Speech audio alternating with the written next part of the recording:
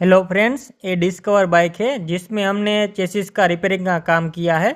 और फ्रेंड आप देख सकते हैं हमने हेवी गैल्वेनाइज पाइप यूज़ करके ये डिस्कवर का काम किया है। और आप ये देख सकते हैं इतना सड़ा हुआ गंदा था जिसको हमने निकाल दिया है और एकदम बढ़िया तरीके से डिस्कवर की चेसिस को रिपेयरिंग कर दिया है।